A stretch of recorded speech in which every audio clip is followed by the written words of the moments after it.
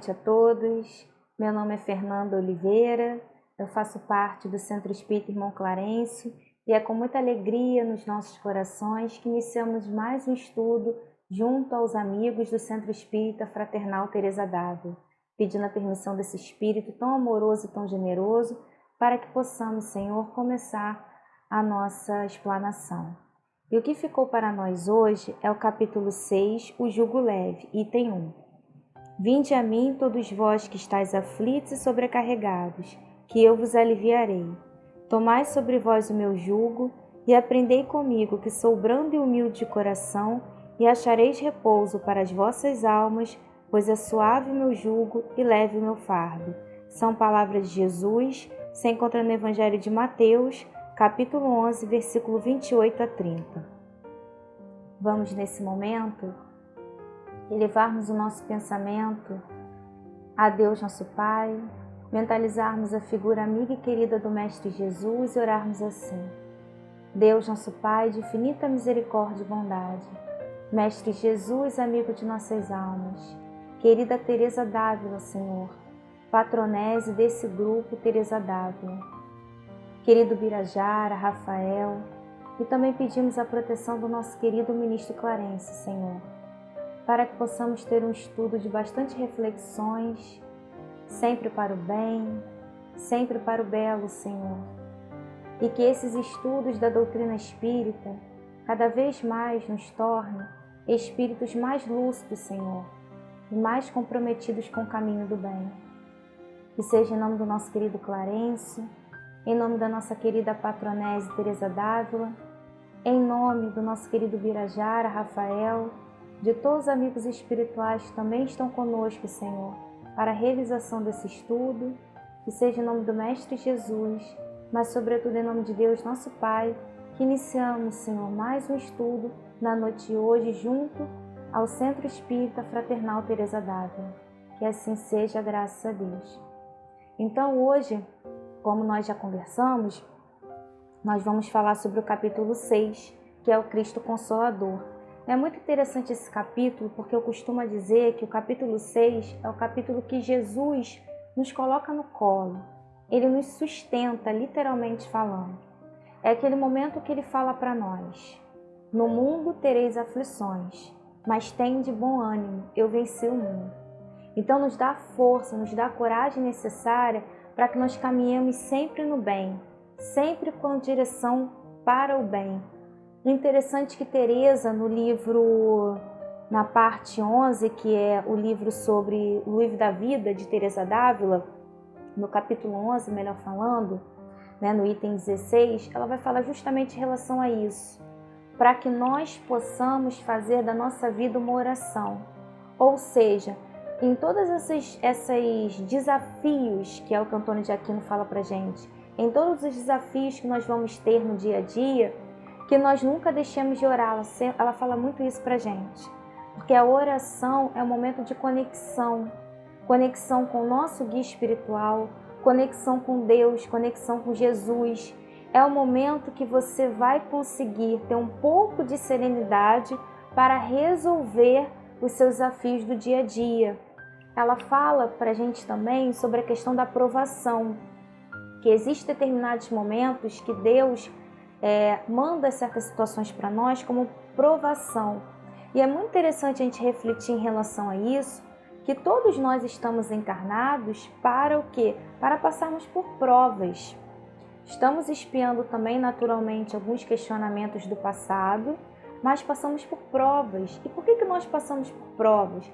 Para nós podermos dizer para Deus, principalmente para nós mesmos, que nós já conseguimos vencer aquelas situações. Ou seja, ir criando a chamada resistência espiritual.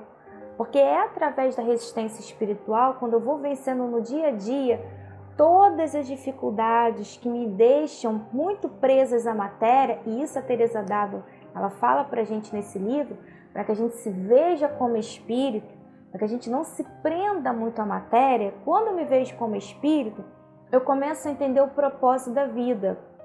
Entendendo o propósito da vida, que é o meu crescimento espiritual, eu não vou me perder no caminho por bobagem, por situações pueris. E é muito interessante a gente fazer esse questionamento sobre as reencarnações, que na pergunta do Livro dos Espíritos, a 171, o Kardec vai perguntar sobre a justiça da reencarnação. E ele pergunta assim: em que se funda o dogma da reencarnação? Na justiça de Deus e na revelação, pois incessantemente repetimos, o bom Pai deixa sempre aberta a seus filhos uma porta para o arrependimento.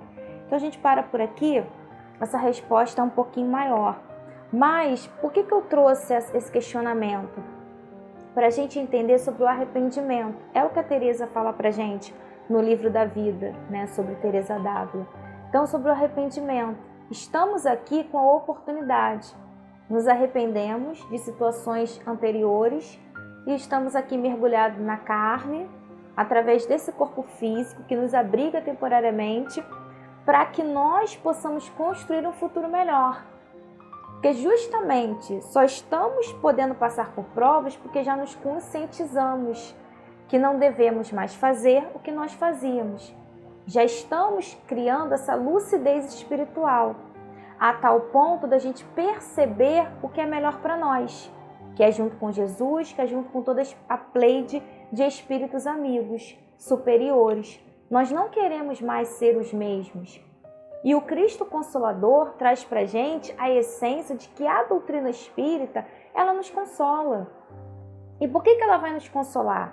Porque ela vai nos direcionar para nós entendermos quem nós somos espíritos imortais, a nossa destinação, que é a felicidade, mas para nós chegarmos a essa felicidade, nós devemos reencarnar e desencarnar, reencarnar e desencarnar, a tal ponto que em cada encarnação, em cada momento, em cada situação, eu vou aprendendo mais um pouquinho e vou me libertando de alguns vícios, que é até o que Teresa fala pra gente nesse livro e nesse item também, pra gente se libertando dos nossos vícios, pra gente percebendo que nós somos espíritos imortais e que nós temos uma destinação que é a destinação de sermos felizes e que essa felicidade só vai depender de cada um de nós. Ou seja, para alguns vão chegar mais rápido, para outros vão demorar mais um pouquinho, para outros vão demorar muitos e muitos séculos. Porque está ligado ao nosso grau de rebeldia. O espírito deixando de ser rebelde, mais ele entende, ele compreende as leis de Deus, mais ele caminha seguro sobre elas. E menos pedras ele vai colocando ao meio do caminho. Diferente daquele espírito que é muito rebelde. Mais ele não vai compreender as leis de Deus e mais pedras ele vai colocar no caminho até que ele perceba que Deus é amor, como Teresa d'Ávila fala pra gente, e que ele só quer o melhor para cada um de nós. Mas por ele ser amor e ao mesmo tempo justiça, ele quer também que nós entendamos que para caminharmos junto a esse ser que nos criou de amor e bondade, nós precisamos estar afinizados com as suas leis, com a sua lei. E é interessante também nós falarmos sobre isso, que no livro Consolador, Emmanuel, ele vai responder uma pergunta que foi direcionada para ele, que é a seguinte: como adquirir experiência o espírito encarnado? Que é o que a gente está falando aqui. Como é que nós vamos crescer espiritualmente? O que eu devo fazer para me tornar um espírito melhor? Como eu adquiro experiências para eu não me equivocar mais? E aí Emmanuel responde: a luta e o trabalho são imprescindíveis ao aperfeiçoamento do espírito. Como pão material é indispensável a manutenção do corpo físico. Então, a espiritualidade, como Teresa d'Ávila fala para a gente nessa lição, não vai nos isentar de nós trabalharmos. Porque é através do trabalho, é através das minhas escolhas que eu vou crescendo espiritualmente. Ou se eu faço escolhas um pouco mais equivocadas, eu vou percebendo, não, peraí, essas escolhas me direcionaram para tal situação. E essa tal situação eu não fui feliz, eu não quero mais isso para a minha vida. Então, o plano espiritual, eles não vão isentar a gente do trabalho, porque é justamente o trabalho que faz o espírito crescer. E faz nós também iniciarmos o processo da reforma íntima. Porque a reforma íntima ela vai nos ajudar a nós crescermos e a nós nos elevarmos espiritualmente. É trabalhando e lutando, sofrendo e aprendendo, que a alma adquire as experiências necessárias na sua marcha para a perfeição. Ou seja, trabalhando. Por que algumas vezes nós vamos sofrer? Que foi o que nós falamos anteriormente. Pela nossa invigilância. Muitas das vezes, pela nossa rebeldia. E é o que Teresa d'Ávila fala pra gente. Da questão da oração. A oração, ela nos coloca no prumo. Porque é o momento que você se liga a Deus, amigos espirituais. Então vai te dar aquele refrigério se você estiver cansado, vai te dar aquele ânimo para você levantar e principalmente vai te direcionar ao caminho das leis de Deus que você deve seguir. Então é trabalhando. Então é através do trabalho mesmo de se perceber, né? O que eu posso fazer melhor nessa determinada situação? Isso eu já faço bem, então eu potencializo aquilo. Não, isso falta melhorar um pouquinho. E eu vou me percebendo. É uma reforma íntima, como a gente tinha falado, mas sem martírio. Que é até o nome do livro da irmã Dufour. Não adianta também eu ficar me percebendo e se aquilo está me levando para a culpa. E principalmente está me paralisando. Isso não vai adiantar. Eu preciso perceber, sim, as dificuldades que eu ainda trago em mim, as dificuldades que ainda estão ligadas ao espírito, a eu, espírito imortal, e perceber, não, peraí, isso eu tô assim, mas eu vou lutar, eu vou levantar, eu vou continuar. Eu vou trabalhar para ser um espírito melhor. Aí sim, a culpa paralisa. E o objetivo do plano espiritual não é que nós paralisemos, é que nós avancemos. E aqui no item da pergunta 241, que fala sobre a parte da evolução, no Emmanuel, o Consolador, vão perguntar para Emmanuel, onde o maior auxílio para a nossa redenção espiritual? Como é que o espírito tem essa redenção, o despertar espiritual? Como que acontece? Aí Emmanuel responde, no trabalho de nossa redenção individual ou coletiva, a dor é sempre o elemento amigo indispensável. Ou seja, nós ainda, por sermos espíritos ligados muito à matéria, estarmos ainda na terceira ordem de espíritos imperfeitos, ainda precisamos da dor. Que a dor nos motiva, né, a nos transformarmos. É a questão do Consolador prometido. Né? A dor ela vai me motivar, mas eu vou ter a consolação a partir do momento que eu busco uma religião, a partir do momento que eu busco estar com Jesus, a partir do momento que eu busco estar afinizado nas leis de Deus. Mas nesse atual estágio que nós estamos, é somente a dor que faz com que eu saia da inércia. E a redenção de um espírito encarnado na Terra consiste no resgate de todas as suas dívidas, com a consequente aquisição de valores morais possíveis de serem conquistados nas lutas planetárias. Situação essa que eleva a personalidade espiritual a novos e mais sublimes horizontes na vida do infinito. Então, olha o que Emmanuel fala aqui pra gente.